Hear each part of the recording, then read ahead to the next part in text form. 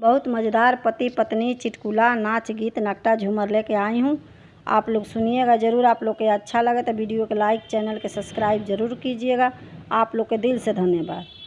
पियवा मुहवा फूलवले बा बोलत नइखे, पियवा मुहवा फूलवले बा बोलत नइखे, तउन के दिलावा के बतिया बुझात नइखे, तउन के दिलावा के बतिया बुझात नइखे। एहो जेवना परोसल पियवा जेवत नइखे, एहो जेवना परोसल पियवा जेवत नइखे, तउन के दिलावा के बतिया बुझात नइखे, तउन के दिलावा के बतिया बुझात नइखे। पियवा मुहवा फूलवले बा बोलत नइखे, पियवा मुहवा फूलवले बा बोलत नइखे, तउन के दिलावा के बतिया बुझात नइखे, तउन के दिलावा के बतिया बुझात नइखे।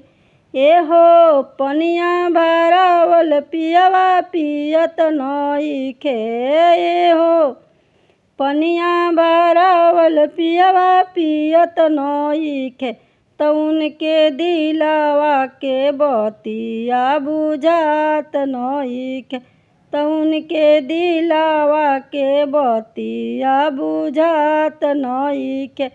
पियवा मुहवा फूलवले बा बोलत नइखे, पियवा मुहवा फूलवले बा बोलत नइखे, तउन के दिलावा के बतिया बुझात नइखे, तउन के दिलावा के बतिया बुझात नइखे।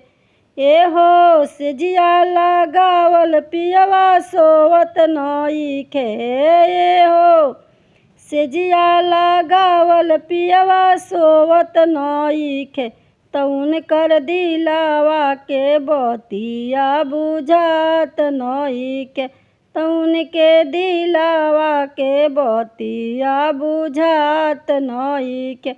पियवा मुहवा फूलवले बा बोलत नइखे, पियवा मुहवा फूलवले बा बोलत नइखे, तउन के दिलावा के बतिया बुझात नइखे, तउन के दिलावा के बतिया बुझात नइखे, तउन के दिलावा के बतिया बुझात नइखे।